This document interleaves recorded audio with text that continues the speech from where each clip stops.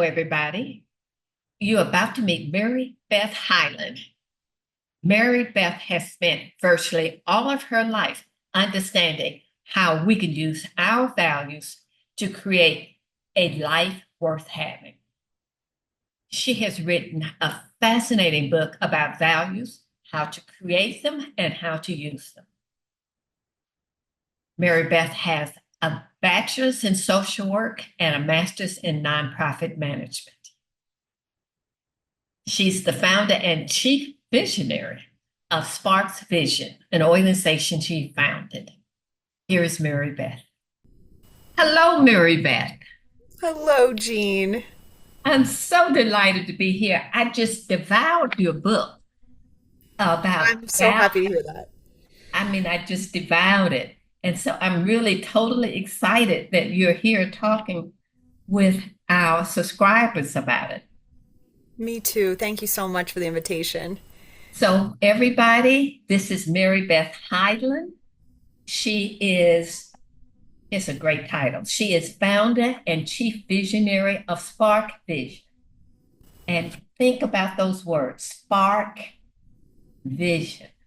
Her focus is on values and specifically on value-driven boundaries.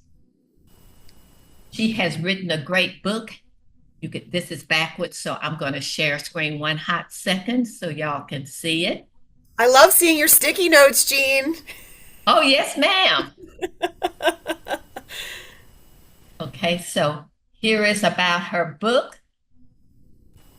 The book will help you create the organizational culture of your dreams by permitting your people to be human. And note that she named the book Permission to be Human.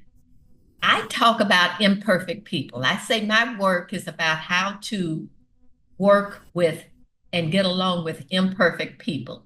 She's saying permission to be human. So when Mary Beth and I met on Zoom at a meeting about 3 or 4 weeks ago, we just gravitated toward one another, which is how she's here. So I think that's all I'm going to say about for an introduction. We both have overlapping academic backgrounds, although she says she's far away from academia at this point. We both have social work backgrounds, academic backgrounds, and management academic backgrounds. Yes. So, okay, with that, let's get into it. So let's start off by talking about why you got so fascinated with values in the first place, enough to even write a book about it. Yeah. It's so interesting because people often ask me what is it about values that you're so into? Like what gets you so excited about it? And the truth is it's not so much values themselves as much as it's the language and the emotional intelligence that values unlock. So what I found in all the work that I'd done in the past, before I started my own business, I was running a young professionals program for the largest nonprofit in the world, and it became the best practice model globally. And so it became an experience where membership was just super robust. We quadrupled. We were just growing. And everybody just kept asking me, how do you do it? Like, what is your secret sauce? What's going on that you're getting so many people engaged and they're retaining and they're bringing on more people? And what I didn't realize at the time, but I know now, is that I was able to uncover the core values that were shared as the collective group and then really ignite people through that intrinsic motivation, right? What's so cool about our core values is that we get rewarded from the inside out. It makes us feel amazing when we're in alignment and we're activating them.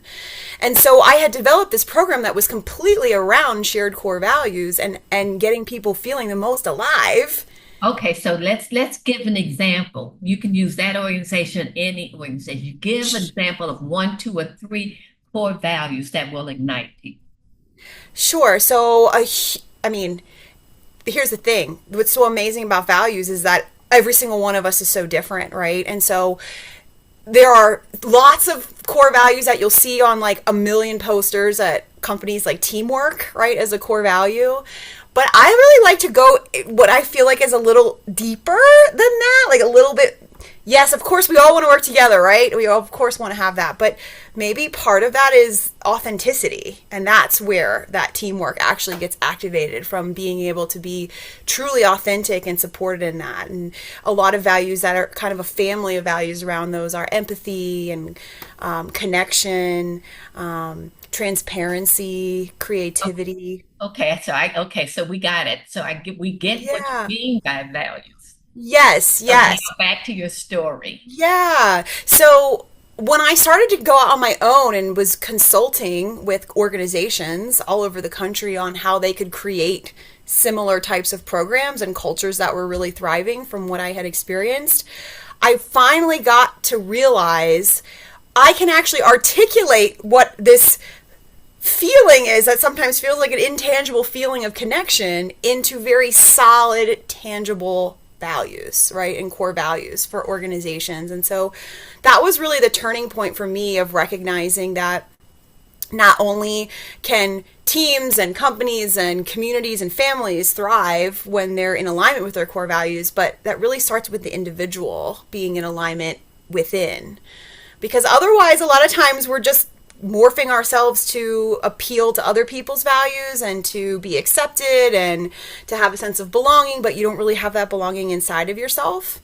And so when I learned about the difference between a branding exercise of core values, right? That's just like a really beautiful poster on the wall of what an organization or even an individual stands for, but then they don't behave that way, it becomes a very different conversation than if it's an actual representation of how people are expected and held lovingly accountable to behavior.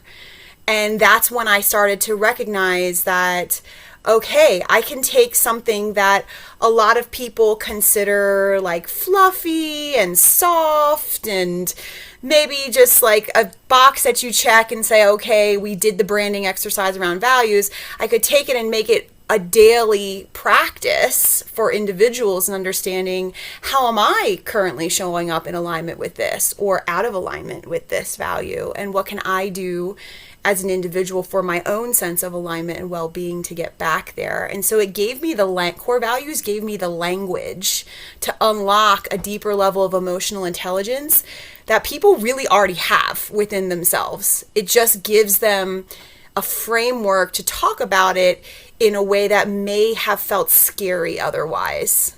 Okay, so let me make this real tangible. So there's an organization, let's call it the We Care organization. We Care About People organization. There's an organization, and they have as a core value authenticity and innovation. What you're saying is, in the ideal world, the leaders and the employees will feel free to act authentically. And since there's a match between what the organization says and what the behavior is expected, they will have engagement. People will want to be there. Yes. Yes, exactly. If they actually behave in alignment with that. But as you know, Jean, I know I don't have to tell you this for the first time by any means, there are shadows to that, right? Because sometimes people will say, oh, well, it was authentic of me to have that explosion in the office. Oh, yes, ma'am. That's where I was going. This is how we connect, right? And so there's really important to have the boundaries, right? To understand a clear articulation of what it's. We want you to have this authentic expression of yourself, but not in a way that's going to damage or wound others, right? Or in a way that's alienating or isolating other people in the process. And so there can be a really interesting misunderstanding of values, especially with the value of authenticity, because it can be sort of used as an excuse for people not actually doing their own inner work of understanding it's actually not authentic of you to explode in a meeting. That's an opportunity, an invitation for more inner work to be done. Well, you know what that reminds me of? the saying that any strength carried to the extreme becomes a weakness. Yeah. So if I'm carrying authenticity to the extreme, saying I have the right to lay out anybody I want to lay out, I'm Yeah. now at a weakness. I'm not at a strength. Exactly. And I have And so what found, you call a boundary then is the point between where it operates as a strength and where it becomes a weakness. yeah, or when it starts to create a weakness within the structure of whatever it is, a company, a team, a family dynamic, whatever the unit is of people, of like, if we just start excusing our behavior for the sake of authenticity, that is very different than feeling safe to express yourself fully. Okay, so I want to go back before you had this brainstorm and start pulling people together around values. This is when you were doing it without labeling it. Yes, exactly.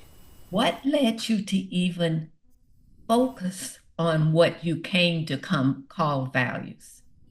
What's in your background predisposed? Tell us about who you are. What predisposed you to even think, let me organize people around things that compel them internally? Well, there's a lot of ways I could answer that question, but the one that's on my heart the most is the way I was raised. I was raised in a very toxic family environment where it was so obvious that my parents had clashing values in very dramatic ways, not in like a little bit of, oh, like I could see how this, it's like total opposite ends of the spectrum.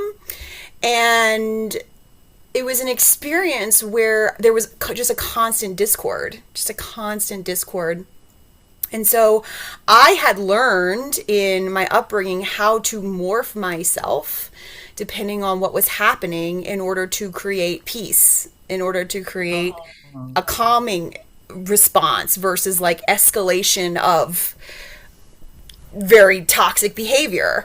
And it was one of these things that was sort of innate. It was not necessarily something I was taught or I learned somewhere. It was very much a knowing, if I can do this, then this behavior will change, and then all the tension in the room will get lower. And that was actually something that I was labeled as one of the worst qualities of me, was being super sensitive. So I was really sensitive, highly emotionally intelligent, and it was labeled as a weakness. So my whole life, I thought this was like the worst part of me, because I couldn't go anywhere without feeling all the emotions in the room and then doing something to influence the room more positively. I couldn't hold myself back. It was just kind of who I was. And then as I grew up into adulthood, I started to learn, like, this is a huge skill that people go to massive training and lots of different programs to be able to cultivate. And I cultivated out of survival, but also in a way that now I recognize as a superpower and far from a weakness that it was labeled as. And so it was almost as if I already had this inner knowing of how to shift the dynamics of any human engagement with my own behavior. But at the same time, when I started to go to school for social work, right, and then I went on and got my master's in nonprofit management, I'm like, oh, this is a real thing. There's an actual framework and philosophy and structure to the things that I've just been doing relatively intuitively. And then as I started to went out of my last job and into my business, I started to do listening sessions and focus groups with a variety of people across the community, because I was trying to figure out, like, how do I want to bring people together through shared core values. That's not the way that I used to, like running a young professionals program, what I did in the past. That's whatever this next version was. And in the listening sessions, I actually didn't even have it labeled as values. I just said things that we have in common that we could all come together around.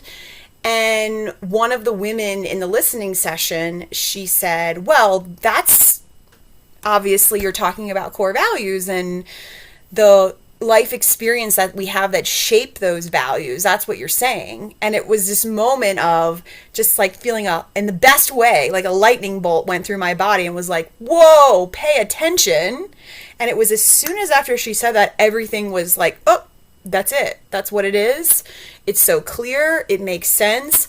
Because otherwise I was talking a little more intangibly of that feeling, the energy that people have between one another. And now I can say it in a very tangible way of the reason it feels so good is because your core values are being activated, right? And so the emotional intelligence is around which ones, right? Understanding it's because of, I can say in this moment, connection, authenticity, transparency, vulnerability, just between you and me, Jean. Like, I know that's why that we had an instant attraction to one another and wanting to get to know one another better, is because you can feel those things energetically, but then when you start to talk, you can understand what they are more from an intellectual perspective of the values. Okay, so I'm thinking now of an organization that is torn apart by racial strife, where people, two sides, feel dismissed and discounted and unfairly accused. They call you up and they say, can you help us? What would you do? I would call Eugene. But truly, I would say that I'm not working in organizations primarily right now. I'm really working with the leaders within the organizations to do that work. So Okay. I So would you be moved into coaching. Yeah, so I would be coaching somebody who would maybe be the head of HR or the leader of the team that would be doing that, and maybe come in and facilitate some of the conversations with them, but primarily supporting the leader to be able to be the one facilitating those conversations. Having said that, you kind of gave me a little bit of a softball here of like, what would you say? And of course, when I was primarily doing work in the corporate space and going into organizations that were experiencing tension, and especially when there is conflict around a variety of issues, especially when race is involved, that is a really powerful moment to come together through core values. Like, it really is. It really can be. And what I have found in those conversations is that the majority of people have never actually thought about them as a deeper level than what was just written there, right? And so if, for example, one of the core values of that organization was transparency, there can be a really powerful dynamic of people individually reflecting on, what does this mean to me? And especially when it comes to what we're experiencing right now, the discord between us, what would need to change, or what can we double down on that we're doing really well? And then being able to have a dialogue after people have done that individual reflection, because the core values can serve as pillars for what we keep coming back to right. Recognize that while you and I may have a different definition of what transparency means, when we can start to dialogue that, we can come together and then create what I call value promises, which is essentially like a code of conduct around what you agree upon. It's like those boundaries, right? What you agree of, what does that mean for our behavior then, right? If you have transparency as we are open in our communication, well, what does that actually mean? Is that in emails? Is that in our one-on-ones? Is that in like our passing conversations in the hallway? Like, let's get really specific about the kinds of behaviors that are going to bring us all together, because this is what we are craving and perhaps even missing. And maybe there's one or two or three people that are really amazing at it, and then they can be identified as individuals that can support others in spreading those best practices and proven practices that are working with them, so that it's not necessarily some external person saying, I'm going to tell you exactly what's right from the outside, even though you are the expert because you've been working here, right, for all this time. My job was primarily to help people to uncover and understand the solutions that already existed, because there really was good stuff going on. It was just to lift it up higher and spread it out further. Okay, so let's take the transparency. Let's say they all agree that transparency is a core value. And this is a variation of what we just talked about. And so the people who think there's racist behavior going on, they say, I'm transparently telling you that what you're doing is racist. How might boundaries be put around that? Put And around, and how does accountability, because you also talk about accountability, loving yes, accountability. How does yes. that fit into that? So So I'm let me being just, transparent, yeah, telling you I don't like what you did because it was racist. yeah. And so, are you saying what is the accountability, or what are the boundaries and accountability around the individual who said that, or you mean the whole dynamic The whole overall? the whole dynamic. Okay. So Yeah. it's never an innocent party. Yes, exactly, exactly. So, if somebody's transparently saying that, that sounds like it should be a honored value promise of an experience that's going on. It should be something that is, whether that is, there's a process that's an agreement of you, whether you need to go into HR and have that conversation, or you have that conversation between the two individuals. I thought of that depends on the structure of the organization, and a lot of organizations don't have the capacity to do that in a really healthy, productive way. I would say most organizations would be pretty overwhelmed at that point of not knowing what to do. And so that is a really powerful opportunity if that organization is in a place that is like, somebody just said this to me and I have no idea how to address this, to continue to be transparent. The response on the other party's part could be, I really have no idea how to address this, right? That is honest and transparent. And so we're going to bring in support, right? We're going to bring in an individual or a resource that can support us with this, so that we can transparently get to the other side in a productive way. But that really depends on the organization, right?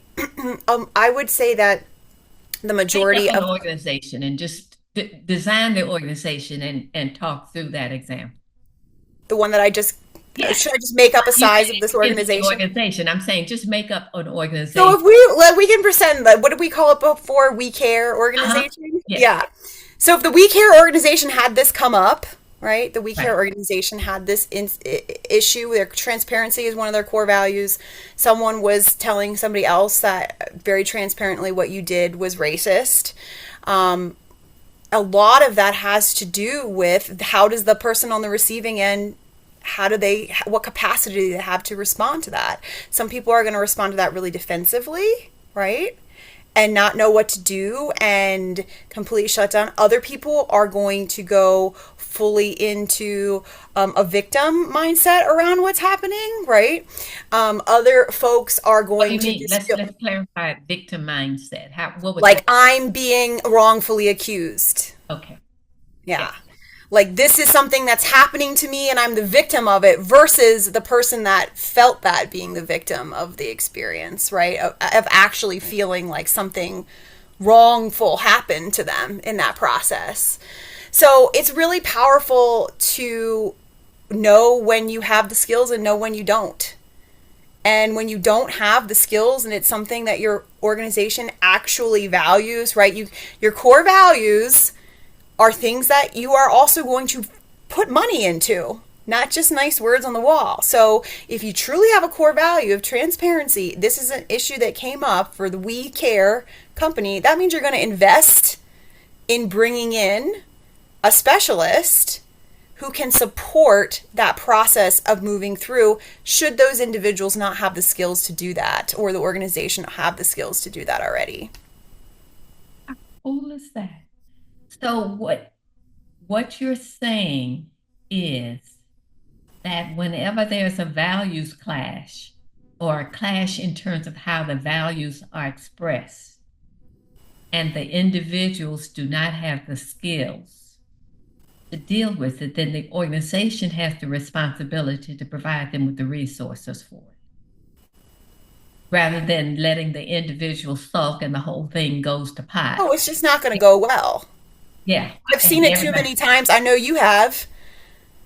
Of yes. people like, oh, they'll just figure it out. But that's really the difference between an organization who invests and embodies their values versus one that just professes them and has a really nice picture of what they are. Now, Mary Beth, this is good. You know how you said you had the deer in the headlights feeling when the woman said core values? I'm sitting here thinking, of course, but I'm Huh. so used to the organization saying, I don't have enough money. We don't have the money. It's not in the budget. We can't do this.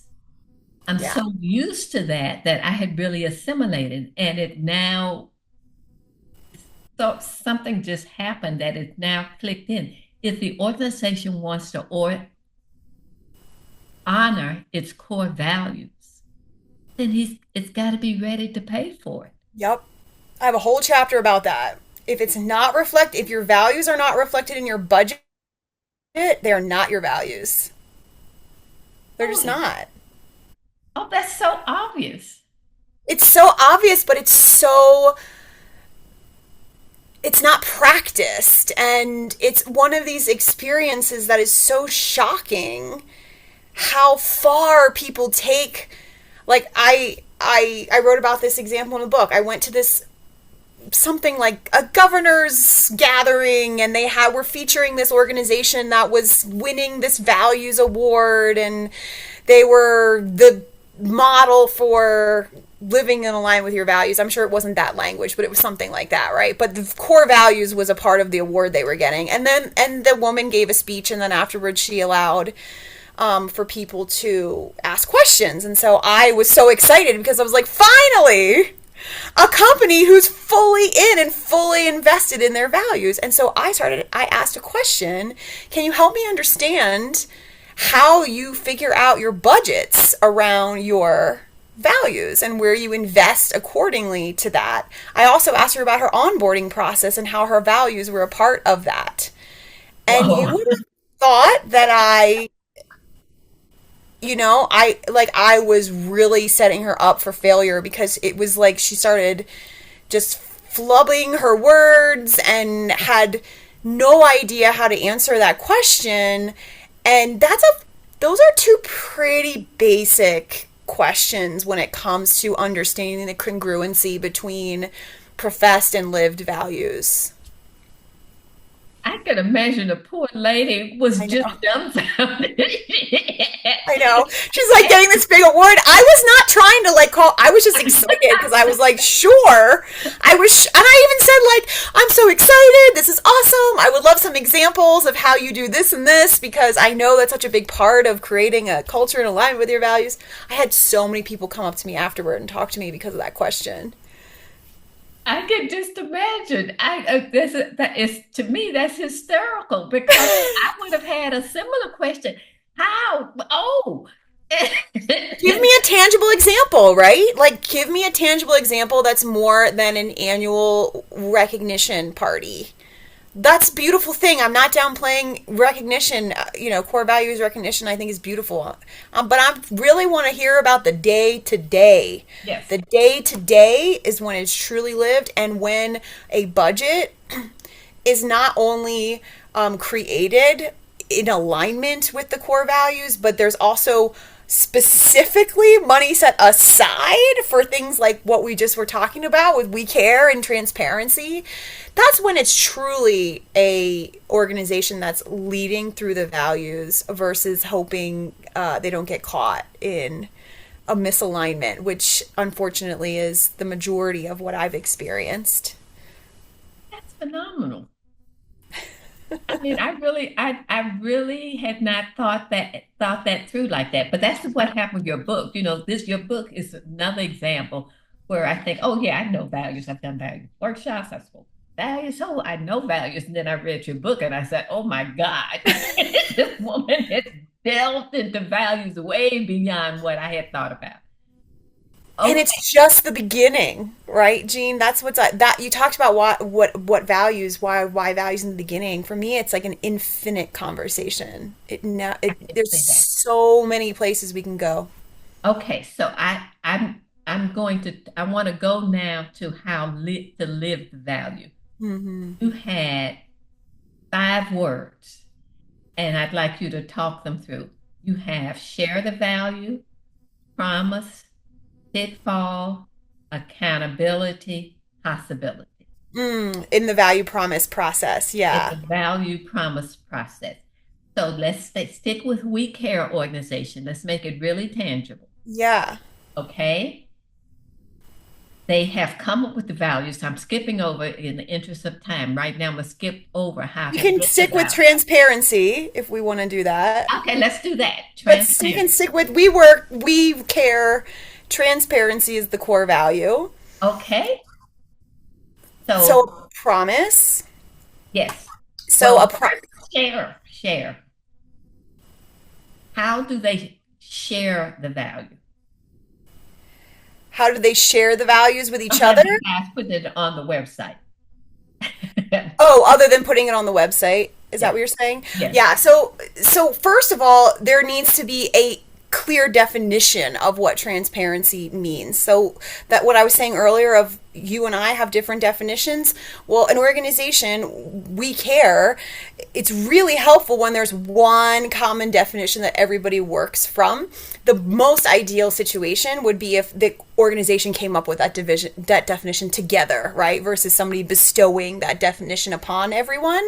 There's a very different energy between those two things. So whenever possible with We Care, we would want them to come together as a team to create a definition of what transparency means. But for the sake of this podcast, let's just say transparency means um, openly sharing the good and the opportunities. And the rationale. Perfect. Openly sharing the good, the opportunities, and the rationale. Right. Now we get it, right? We understand together what that means because some people might think transparency means something totally different than that, and then there's clarity. With that, having that definition down, as far as sharing it, the physical process of sharing it, obviously people put it on their websites, people put it sometimes on their business cards. What I really love to have is something that I can see every day.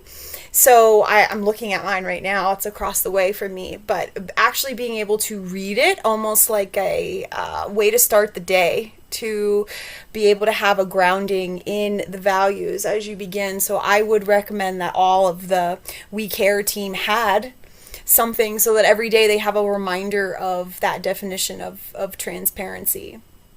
Then we'd go into the promise. Yes. Are you ready for that, Jean? Yes, Okay. ma'am. So Well, the I just pro have to, when you were saying about the reminder every day, I flashed to my elementary school where we sang Lift Every Voice and Sing every single day. Yeah. We had auditorium, we sang Pledge of Allegiance, and then class. Yeah, it's like an internal pledge of allegiance, Yes, right? yes. It's like a pledge to the bigger beliefs and the more of the understanding of how we're going to go about doing this together. Yes. That's actually a little aside. A vision is an organization's why, a mission is their what, and their values are their how. So if we think about that in the next step, which is creating a promise, which I was mentioning is like a code of conduct, a how. It's like, how am I actually going to show up transparent? Like, what does that mean in a tangible way? So for We Care, we could use the example of whenever we are in a one-on-one meeting, we will proactively bring up areas where we need clarification and celebrate our wins.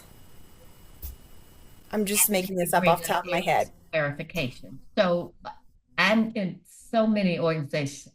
I know people scared to ask a question of their manager. So the manager says, go find a red fish? And they say yes. And then they get out and say, I don't know what a red fish is, Right. right? So how would that apply?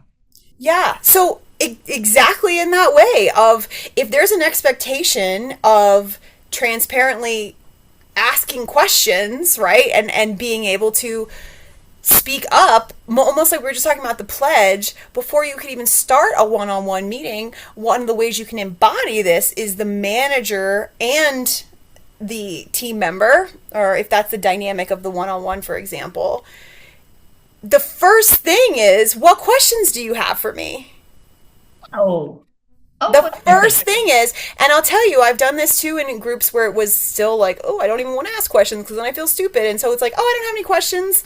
And so then the next meeting is, I'd like you to come with one question to start us off with.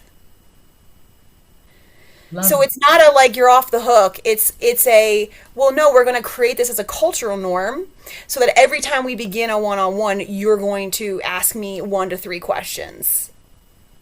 One of my programs, Pathfinders, they read my blog, and right now they're reading my book. And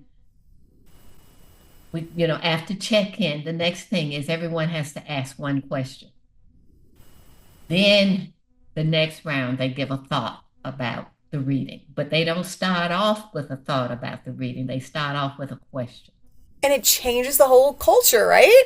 Right. Yeah. It makes a huge, Because the assumptions start to shift in the narrative because so much of people's beliefs and what they share have to do with assumptions that they've made about things. And that happens so much in the workplace, right? We assume the worst oftentimes.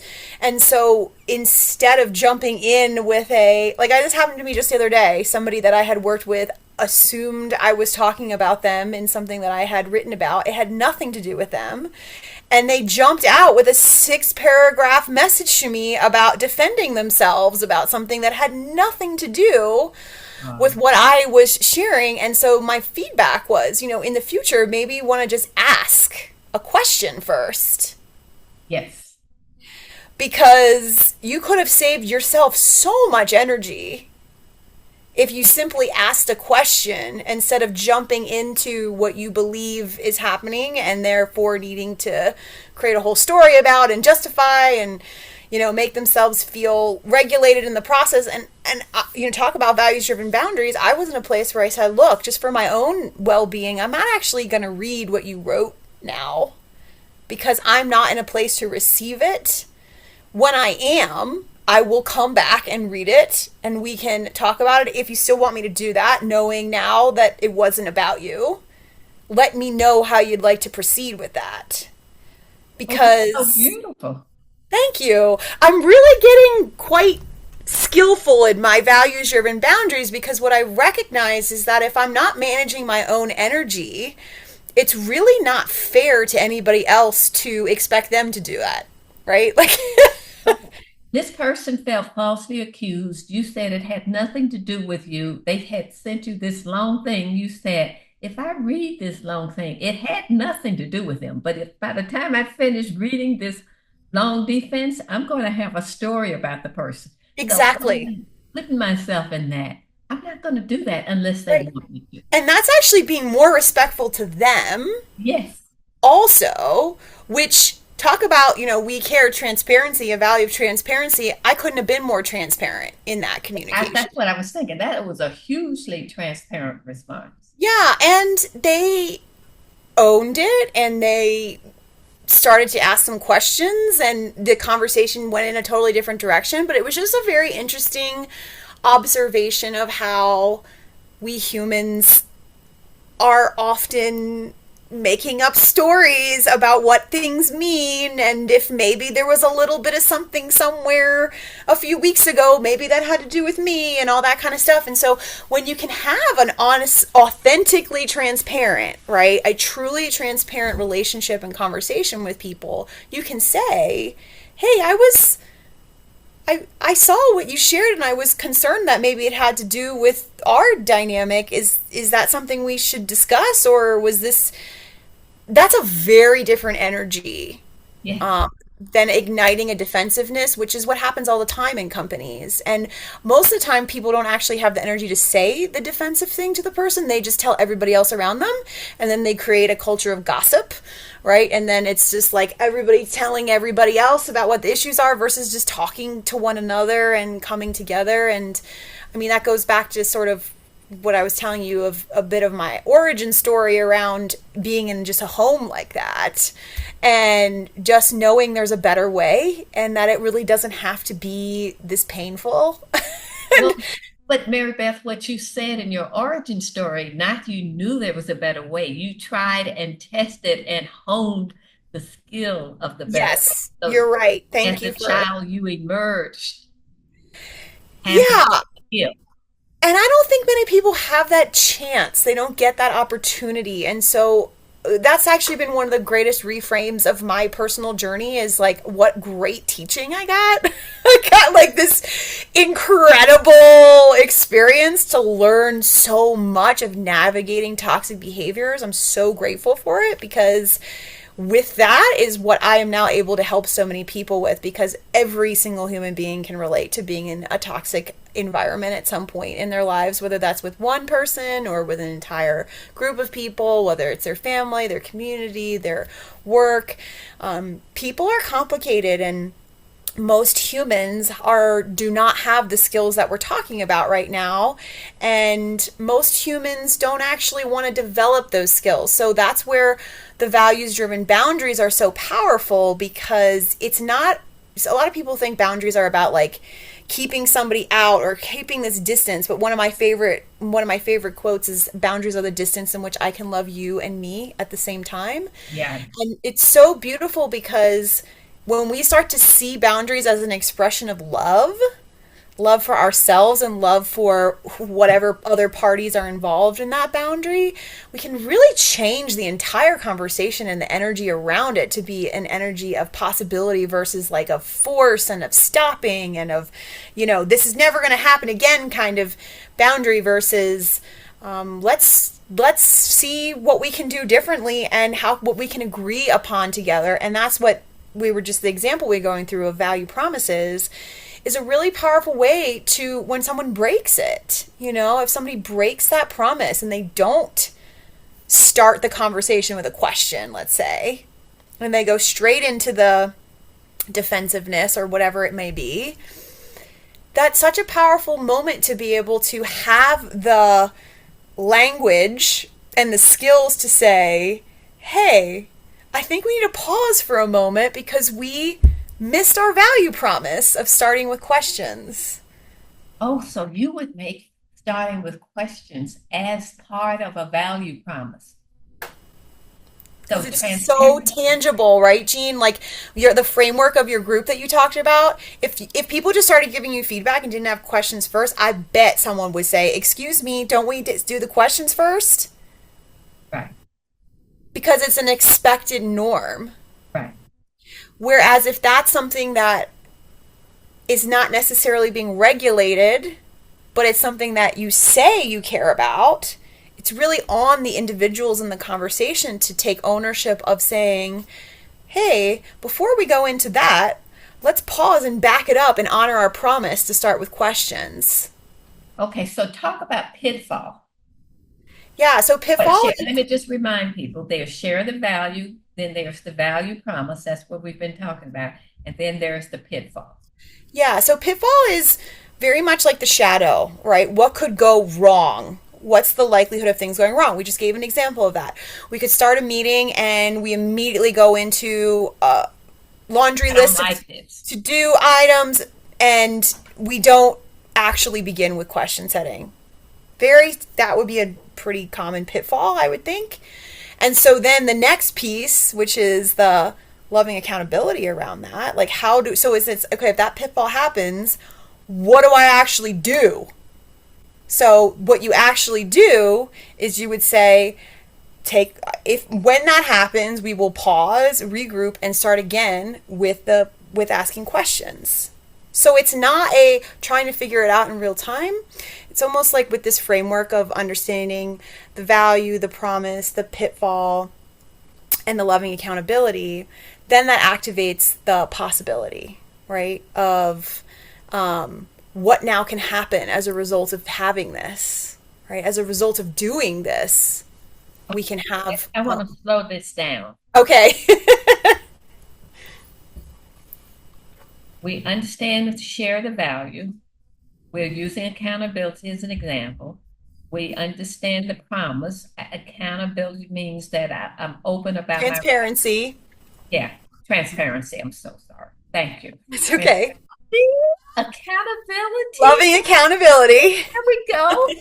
Okay. So we understand the transparency. The pitfall is I say the wrong word, and you, with loving gentleness, you corrected it. Loving accountability. Yep. And you said, no, the word is transparency. I keep blocking the word for whatever reason. And so we go from the pit. So we're planning all of this. Are we planning all of this out ahead of time? Or is this something that we're trained to handle in the moment? Well, both, but you start with planning ahead of time. So when I would facilitate these workshops in organizations and do this work, we would get into small groups, talk about, okay, this is a great pie in the sky promise, but what's the likelihood of it not happening? Like, what would happen to get in the way of this happening? And so then immediately people would think of, well, people just won't do it, right? Or someone will steamroll somebody else or whatever it might be. And it says, okay, well, then how can you know what action to take as that loving accountability so to get back on track so that you already know when a pitfall happens what the response is versus feeling ill-equipped when it happens and like, what do I do because this is my boss and I shouldn't tell my boss. But if you have a shared language and a framework that's agreed upon, it's a very different power dynamic. A problem solving method that I've used, it starts off with the typical thing of define the goal, blah, blah, blah. But after you come on your solution, the next step is sabotage. Identify how the solution, agreed upon solution, can be sabotaged. And then you come up with, then how do you rescue it? How do you salvage it if it happens? And that's what you're doing here. You're saying, Yep, just a different way of saying it. and what's the and accountability is how do you save it? Yeah. Yeah. So that it's not a like, well, we tried, right? Like, well, it doesn't work here. We gave it a good go. It's like, Right. no, we keep moving with it. That's why I call it permission to be human. It's a human experience. It takes strengthening and practicing and doing it poorly and to learn how to do it more effectively. Okay, so I want to use for the accountability, I want to see if I can find the page. And page 124. Oh, no, page 127. You give an example, and I wanted to take it to the next step. And I'm on the accountability piece because this is where people get so trapped. What do I say? What do I say? So you gave an example of somebody who sent out an email before they, without checking in with whoever needed to see the email. So let's say Boss Mary. So Boss Mary didn't get the person didn't check with Boss Mary before they sent out the email. So you gave an example of loving accountability, and I'm just going to read a short and very Please. thing of it. I'd like to debrief you on the scheduling process for the flow of future coaching sessions. One of your core values is work-life balance. So I know how important it is, blah, blah, blah. I appreciate your diligence in getting it out. And I really want to loop back on what we can do differently to streamline the coordination moving forward. When are you free for us to talk it through? I love setting, I always say that, don't just run into somebody and say, I need to talk. Lay out the topic and then set the appointment. So when the person meets with you, they are of the mind frame. They know something went wrong and they're ready to talk about it. So, Yeah. so far, so good. Then you gave the fearful accountability. That was the loving accountability, fearful accountability. Why didn't you check in with me before this email went out? Did you miss my instructions on this process? Now I have over 100 emails to comb through, and I'm wasting so much of my time because you didn't do what I expected you to do. I mean, seriously, what happened? Okay. I love how you portrayed that. That's exactly the tone. Yeah. So that's what not to do. And so I think anybody hearing that can know what not to do. My question was, you give a clue that the problem is you want to loop, and this is loving accountability, one more time, loop back on what we can do differently to streamline the coordination moving forward. So I could imagine getting this email, staring at that phrase 100,000 times, trying to decipher is she saying I screwed up? Loop back on what we can do differently to streamline the coordination moving forward. My question is, when we get in that meeting, do you explicitly say, I would have liked you to check with me first? Or do you state the contrast of what went wrong? Or do you just move into designing the new procedure where I'm checked in? Oh, You I would definitely talk about what went wrong. I think Okay, it's you do. really, without it being an attack, right? And so that's the difference. It can feel that was actually a legitimate thing that happened to me, and I did have over 100 emails as a result of somebody not following the instructions that we had agreed upon. Or at least I thought we had agreed upon. And so it was a really sensitive experience because it was my number one client. Like, they were my biggest client, and this was a new person I was working with. I was going to be working with them for 3 years. So we started off on a really bad foot, in my opinion, based on the way that it just didn't happen properly. This exchange and the coordinating of all of these, like, hundreds of people that I was working with. And so the most important thing to me, which you've probably heard this before, it came from a crucial conversations training, which is to share your intent before your content.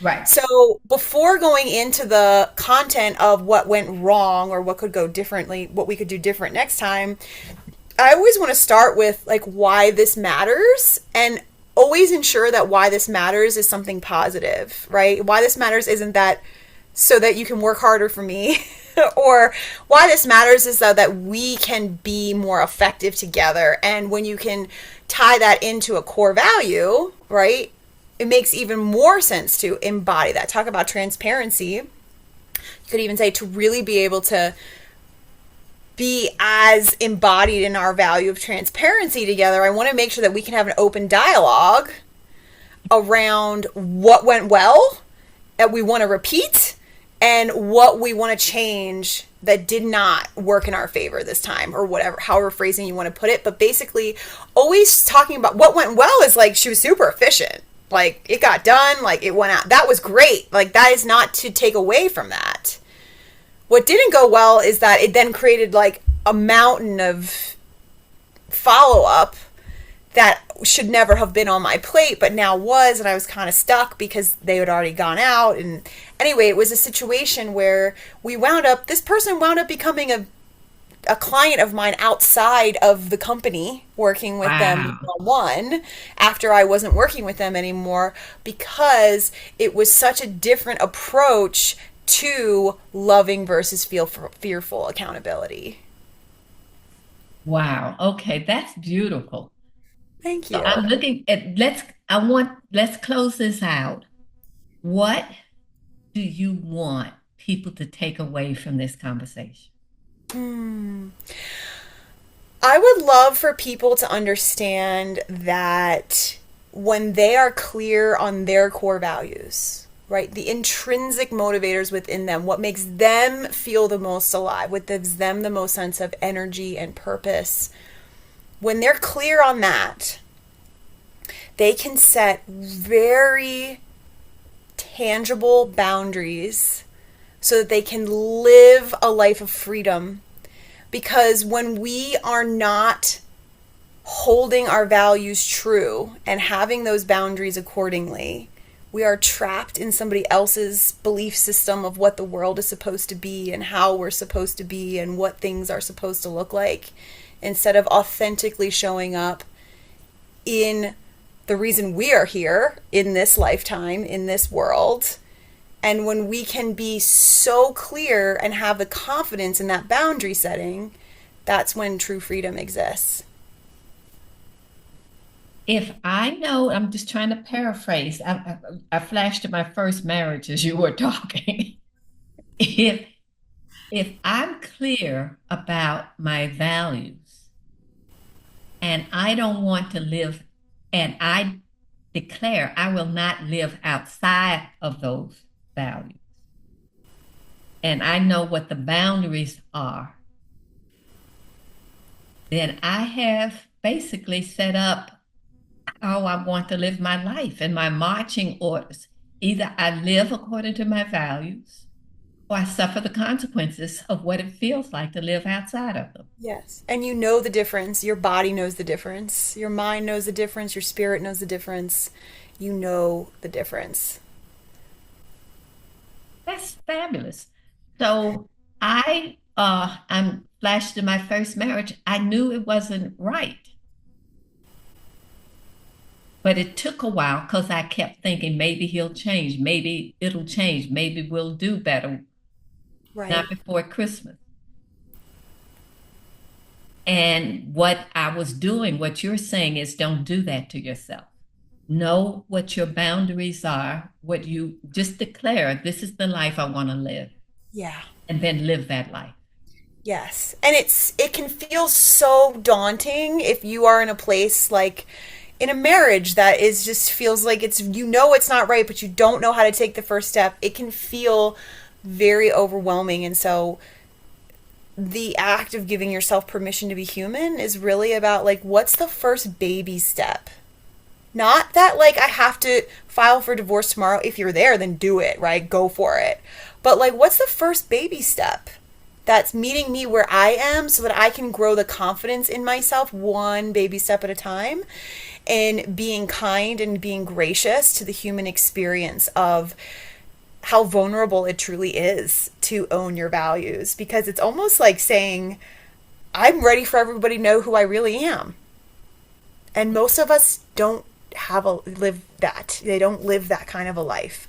And so for you to be able to say, this is who I really am and I'm ready to stand in that power and not allow that power to be taken from me, is the most freeing experience you can ever have in your whole life. And I can speak to you from my personal journey in that, and for the thousands of people that I've gotten to work with and doing this incredible work in really shedding. It's so much a shedding of the old programming of what we thought we had to be, what we should be, what we were expected to be, and then the embracing and loving and coming back to, returning to what was always there but we just shut down. Wonderful. Thank you, Mary Beth. This has been totally delightful, illuminating. Uh, I I'm amazed how much I continue to learn after I think I already know it. And Me too. and I just very much appreciate your being here. If someone wants to reach you, how do they contact I'm very active on LinkedIn. That's actually how Gina and I got connected. So you can find me on LinkedIn, MaryBeth Hyland, Hyland. And if anybody's really like, hey, I don't even know the first step to understanding what my core values are, we have a free quiz, which is corevaluesquiz.com. And if you take that, you will automatically, once you take the self assessment, you'll get a values profile, and you can, that could be your first baby step, right? Of really understanding, where am I in this moment? Who am I today? And what is the first step that I can begin to take to really truly honor the core essence of who I am, which is in my core values. So I have a relative who is stuck in terms of what to do next and who's talented in many areas. Would your core values quiz be helpful? Yes. All right. Absolutely. Absolutely. Of course, Jean. And if you want to send them my way, I'd be happy to have a conversation with them too, because that's Sure. sort of my Okay. specialty is helping people get unstuck, especially in transitions in life. When you finally recognize, like, I'm ready to do it differently. I'm ready to honor myself more, but I don't know exactly what that looks like. That can feel very daunting. But if you have a guide, or even, I have a 10-day audio course that people can do at their own pace. It's like so beautiful in uncovering your core values and the process of creating these promises for yourself and understanding where your values came from. It's called Knowing and Living Your Values. And so it's a wonderful way for people to be able to really go within for the answers and to have some support in guidance of what questions to even be asking themselves. Fabulous. Okay. This is delightful. Yes, I agree. Thank you, Mary Beth. Thank you, Jean. I am amazed at how much Mary Beth packed into that conversation. She's taken the concept of values well beyond how I thought about it. She is centering values as the heart of what makes us come alive. I have certainly had periods in my life where I've shown up at places and wondered, what am I doing here? I've gone to meetings like that.